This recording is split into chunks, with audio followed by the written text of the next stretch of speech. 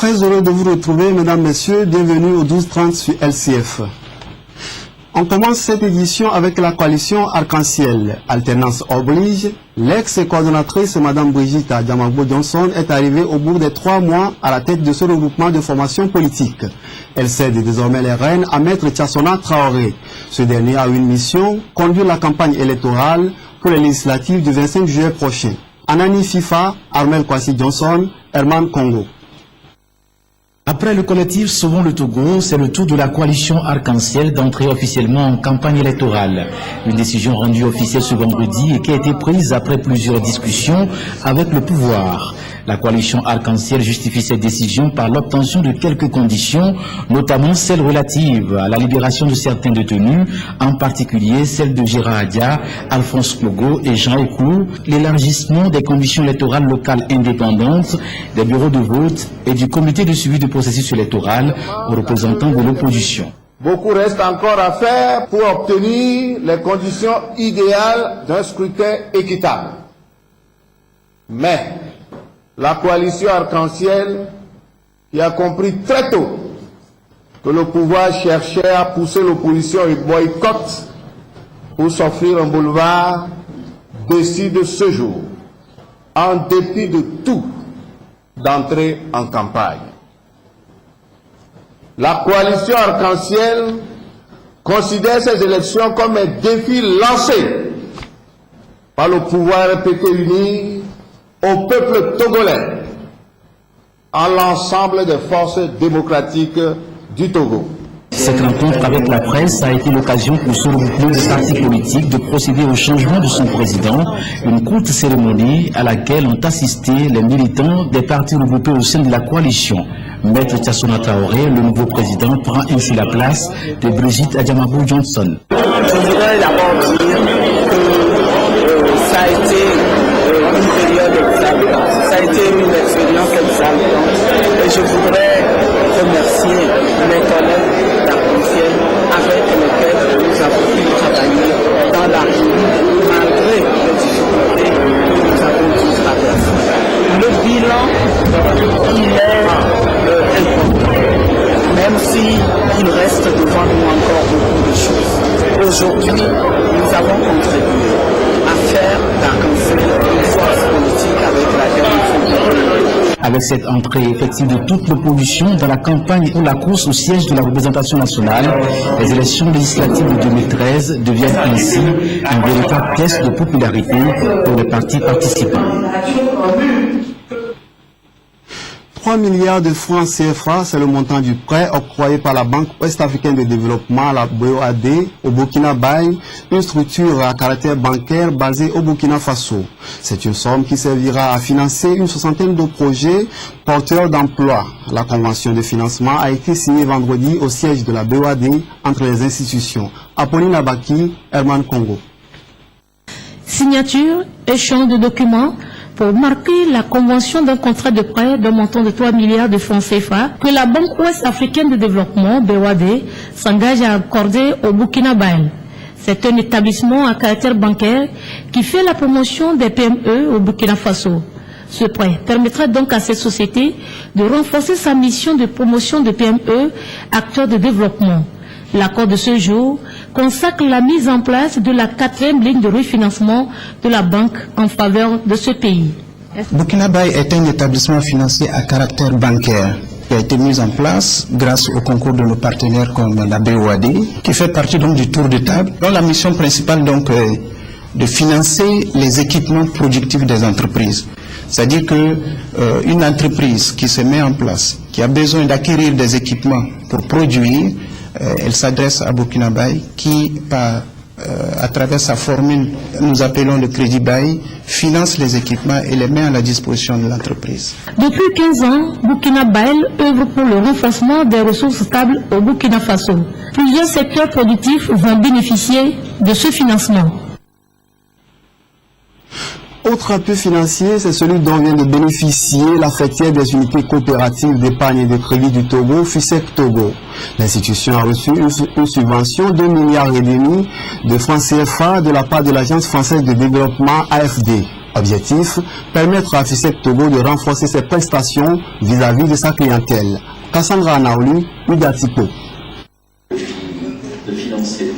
Par cette signature, l'Agence française de développement met à la disposition de la fêtière des unités coopératives d'épargne et de crédit du Togo, FUSEC, une enveloppe financière de 1,5 milliard de francs CFA.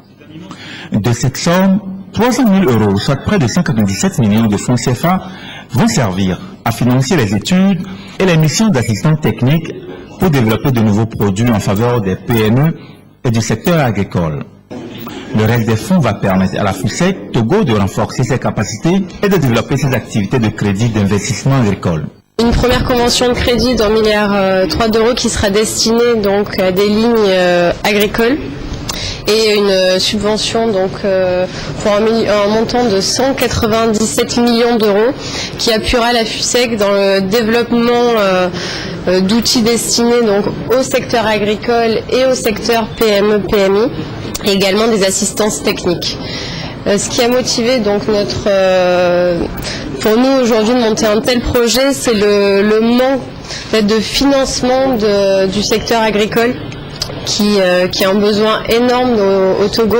Pour la FUSEC Togo, ce prêt et cette subvention représentent un coup de pouce important pour booster l'économie et permettre à l'institution de microfinance d'être plus attentive aux besoins de sa clientèle. Ce prêt va servir à deux choses essentiellement.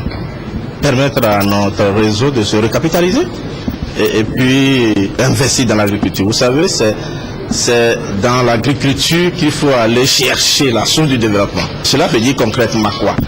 D'ici là, nous allons participer de façon active à la mécanisation par exemple de l'agriculture. Nous allons financer l'achat de matériel agricole de façon à donner un plus-value à tout ce grand monde-là qui se trouve dans ce domaine et qui fait la fierté de ce pays.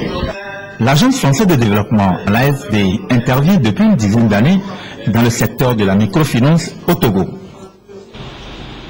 On reste toujours en économie. Oiko Crédit Bénin Togo et ses partenaires en projet ont tenu vendredi à Lomé leur toute première rencontre annuelle. Une rencontre qui a pour objectif de renforcer les liens entre Oiko Crédit Bénin Togo et les institutions de microfinance opérant au Togo et au Bénin. Au cours de la rencontre, les meilleures performances ont été distinguées. Rajoul Mouamadou. La grande famille des institutions de microfinance béninoises et togolaises s'est réunie ce vendredi à Baguida, à la table du partenariat et de la fraternité. Cette première rencontre, qui se veut annuelle, est initiée par Oiko Crédit, une coopérative internationale de financement des institutions de microfinance. Oiko Crédit, c'est un investissement solidaire qui opte pour la réduction de la pauvreté et pour atteindre les personnes pauvres.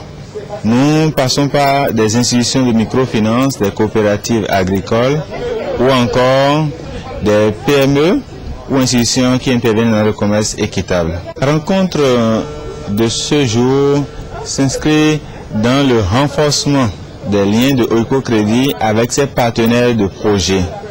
Et nous avons désormais pris la décision de les rencontrer annuellement afin d'échanger sur divers sujets d'actualité, mais aussi de partager sur la qualité des relations qui nous lient. À travers des communications et des échanges constructifs, les participants ont défriché les différents enjeux qui touchent le monde du microcrédit dans ces deux pays. Cette réunion a été l'occasion pour les uns et les autres d'aborder les défis et les perspectives qui pèsent sur le système financier décentralisé. Sur les prochaines années, il s'agira de toucher de plus en plus de personnes pauvres en touchant donc directement de plus en plus d'institutions de microfinance, de coopératives agricoles, de petites et moyennes entreprises ou petites et moyennes industries qui interviennent dans l'agriculture avec un impact élevé sur le volet social, c'est-à-dire une bonne connexion avec des groupements de producteurs par exemple ou bien des structures qui offrent considérablement de l'emploi.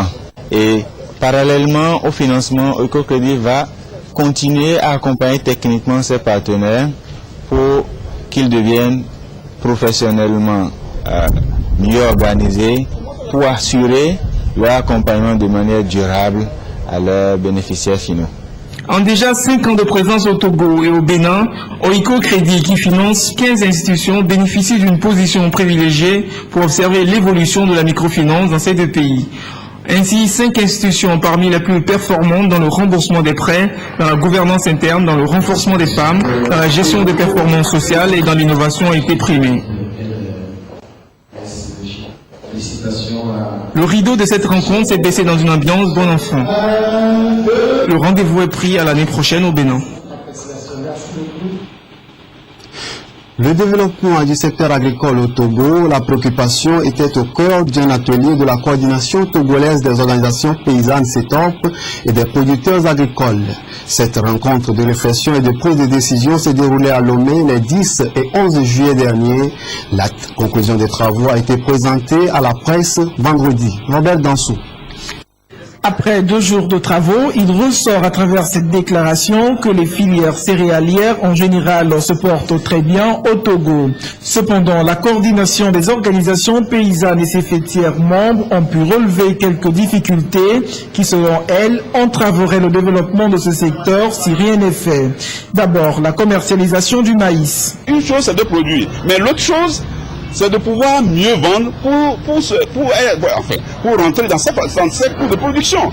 Bon, mais la commercialisation pose un énorme problème. Autre problème relevé par ces organisations paysannes, la distribution des engrais jugés en déphasage avec les réalités paysannes. Le constat, c'est quoi? C'est que les engrais ne sont jamais mis à la disposition des producteurs au moment venu. Si je prends par exemple la région maritime, qui commence la saison déjà à partir de mars, normalement les engrais doivent être à la disposition des producteurs courant février, pour que ça puisse être utilisé à bon escient. La coordination togolaise des organisations paysannes et de producteurs agricoles propose comme solution la mobilisation des ressources à la base pour convoyer à temps les engrais dont outre l'exportation de produits à l'extérieur à travers des achats institutionnels, par exemple. La page internationale de cette édition, demain, jour de fête en France, et pour le traditionnel défilé militaire sur les Champs-Élysées, des troupes africaines seront encore aux côtés des militaires français. Au total, 64 soldats maliens ouvriront les défilés avec derrière eux 12 nations africaines, toutes ayant participé à l'opération Serval au Mali. Alors, comment se vivent les dernières heures de répétition? Suivons. C'est votre drapeau, c'est votre pays. Et montrez à tout le monde ce que vous savez faire. Montrez à tout le monde. Allez, certains étaient encore en faction sur le champ de bataille du Nord Mali il y a une semaine, quand un officier les a fait monter dans un avion pour qu'ils participent à la fête nationale. Depuis, ces soldats maliens se sont habitués au froid matinal, ont appris ou réappris à marcher au pas et se sont entraînés sur les Champs-Élysées avec leurs frères d'armes de l'opération Serval. Ce sont eux qui ouvriront le défilé de ce dimanche devant 5000 autres soldats, une parade au goût de victoire. Beaucoup de partenaires qui nous ont visités sur le terrain ont toujours pensé qu'il n'y avait plus d'armes au Mali. Mais quand ils sont venus, ils ont été surpris de voir que les gens se sont regardés rapidement et que l'armée malienne était toujours bonne si elle avait quand même des problèmes auparavant. Donc ici, il défilé aujourd'hui un sentiment d'une armée victorieuse. Au total, 232 soldats africains venus de 12 autres pays défileront dimanche. Tous ont participé à l'opération Serval aux côtés des Français.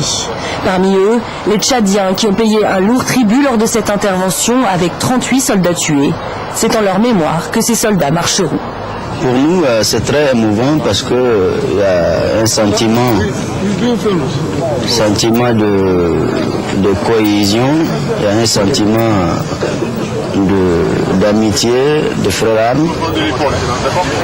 Des soldats qui se disent fiers et heureux de représenter leur pays. Mais pour certains détracteurs comme l'ONG Survie qui milite contre la France-Afrique, ce défilé qualifié de néocolonial donnerait un parfum de victoire à une opération militaire dont l'issue est encore incertaine. Le ministre de la Défense, lui, botte en touche. S'ils disent que ce défilé est à l'honneur de l'Afrique qui assure ses propres responsabilités et sa souveraineté, c'est vrai. Et que la France soit là pour les aider à le faire, c'est aussi vrai. Donc c'est un défilé à l'honneur des pays africains, à l'honneur de l'Afrique, et c'est un défilé de soutien aussi à leur propre souveraineté. La souveraineté des pays africains, maître mot de la nouvelle politique promise par François Hollande. Une politique qui, au-delà des symboles, reste à écrire. En 2010, Nicolas Sarkozy n'avait-il pas lui aussi invité 12 contingents africains à défiler sur les Champs-Élysées? Lui aussi plaidait alors pour de nouveaux liens avec l'Afrique. Merci à vous qui nous avez suivis à Blita et partout ailleurs. Restez fidèles au programme de LCF, la chaîne du futur.